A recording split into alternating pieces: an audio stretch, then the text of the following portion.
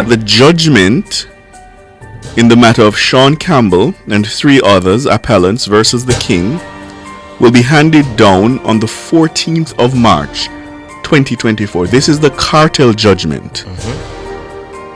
It means the Privy Council has reached a ruling and will hand it down next Thursday, the 14th of March. In court. Could you pull up, just go on X and pull up the UK Supreme Court's page? This says the judgment will be handed down on Thursday, the 14th of March 2024. Forthcoming judgment, Judicial Committee of the Privy Council, Sean Campbell and 3 others, the appellants versus the King. Yeah? At 11. Is this Jamaica time? Yes, 11 Jamaica time. Next Thursday. This is certainly unexpected. This would be what, 3 weeks? Or just a month? They're about just a month. The attorneys for the defense estimated a summertime judgment. Yes. This certainly is a very quick one. What could this mean? It means that they've made easy work of the arguments? Oh, well, remember now. Guilty or not guilty? Today we come to talk about none other than Vybz Kartel and his co-accused. Today we come to talk about the Privy Council. Today we come to talk about the breaking news regarding the appeal. Regarding how fast and swiftly the judges get back, come back, return, put it forward. The verdict is here already, people. Next week it'll go live, broadcast live. Jaja, a lot of sources and so-called professional, 2 to 3 months, I'm look on the history, you know, this is a high profile case, it can last up to 6 months, whatever. Everybody the dead wrong.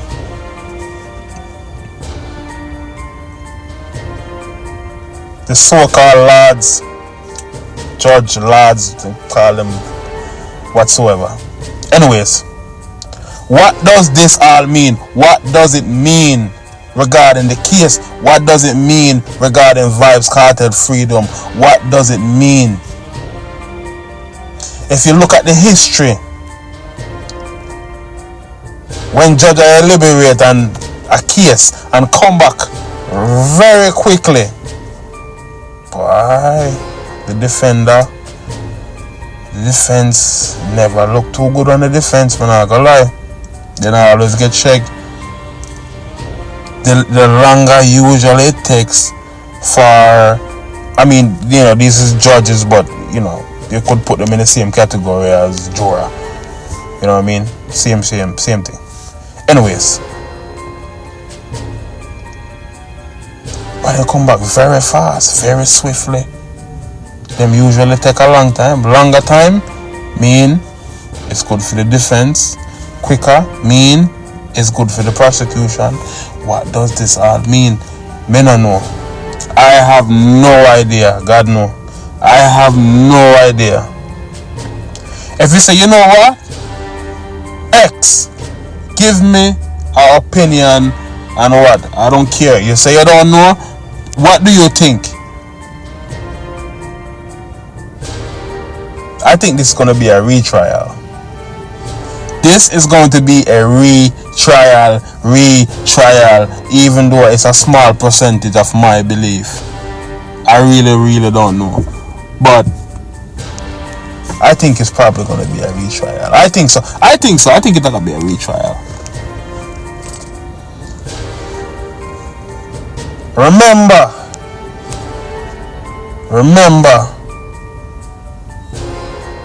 when all this started back over a decade ago, this is in the Jamaican courts, how everything was just wild, crazy, mad, foolishness. Evidence I get tampered with, them not find nobody. One of the jury them corrupt. bribery, pure foolishness. Just the regular thing that happened in Jamaica, people. Regular thing that happened in Jamaica. This is ridiculous. I don't know if them do it. I don't know. I have no clue. Me don't know if them do it. Me don't know. They find them guilty. Or they look a sham case. The case was so disgusting. These people, these people, they call them the brightest. These prosecution and these judges in Jamaica, you say, oh, them are the brightest. They don't know sense. They don't know what's going on. They don't have a clue what's going on. They don't have a clue what's going on.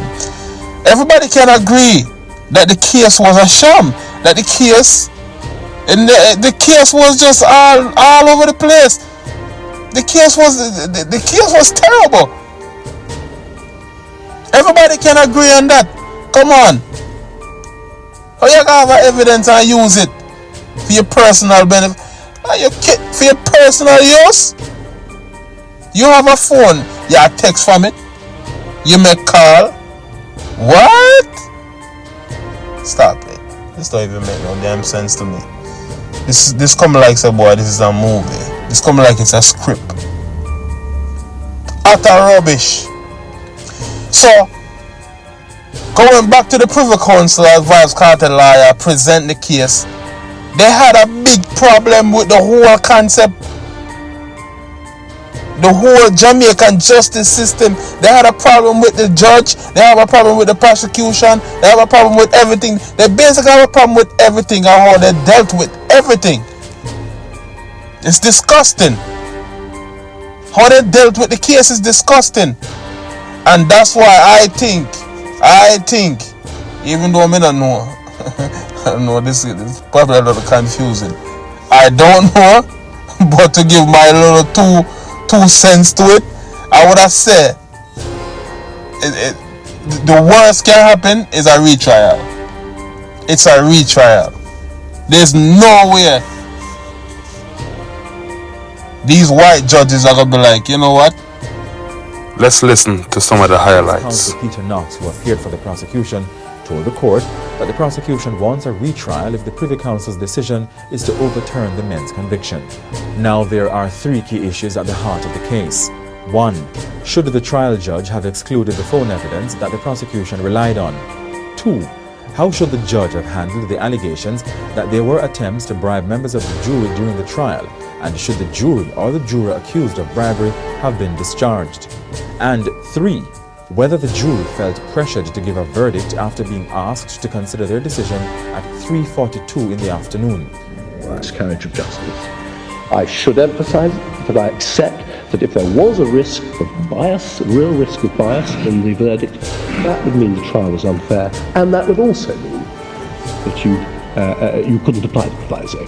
An unfair trial is written water. But if the trial was fair, in my submission, you apply the proviso. Do we have the statutory provision that contains the proviso?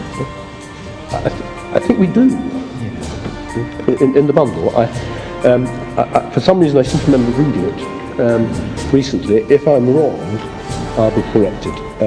Perhaps I can... Perhaps you could have the reference later. I'll give you the references if I can Thank find you very it. much. My lord, my lady, that is only one point. Yes, I think it's page 6806. Thank you. I think it's in the standard form of wording you're probably familiar with from other jurisdictions. I perhaps noticed that they vary on Well, the one we've been given That's why I asked. is the Judicature Appellate Jurisdiction Act, and it's section 14, the proviso to section 14.1. Thank you.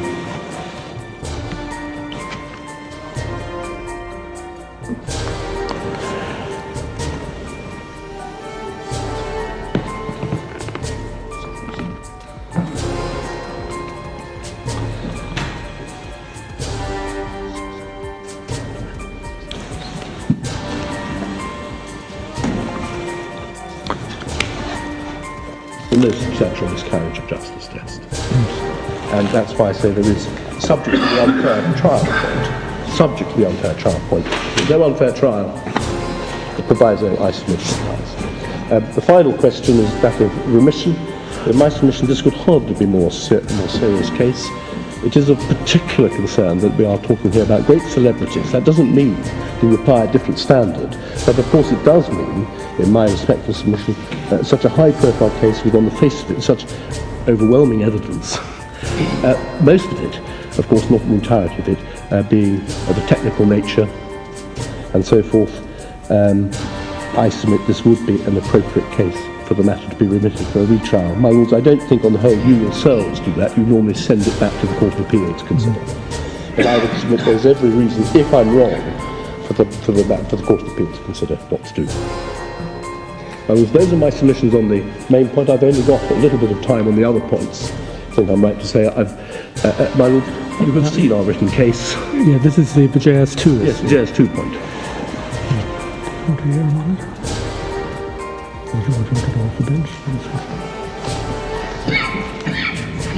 Should we rise for a moment? Mr. Knox, we'll rise for a moment or two just to consider whether we need to hear you on the JS2 point. Wanted to and was entitled to try and get a verdict quickly, essentially, because of the problems that had arisen. That is a reflection we would submit of pressure being put on the jury. Finally, in terms of, I think a retrial proviso I've probably already addressed, given the learned friend submissions. In our submission, it's pretty clear the proviso can't apply.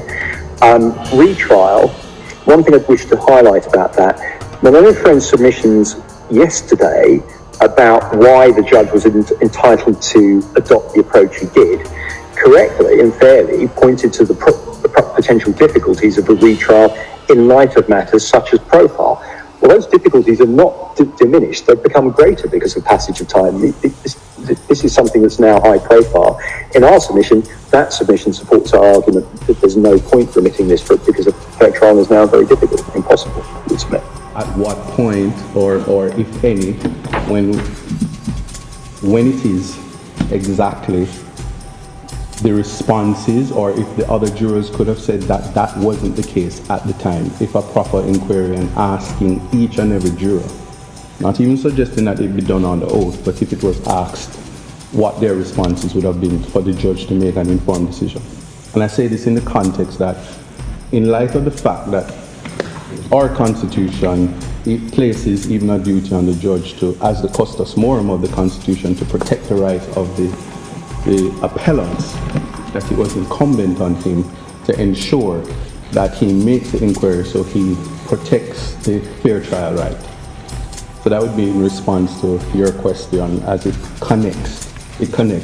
So what flows from that then is when we get to the late retirement, we have a juror who is the fruit of the poisonous tree, or the introduction of the poison, no knowledge of how far the poison is.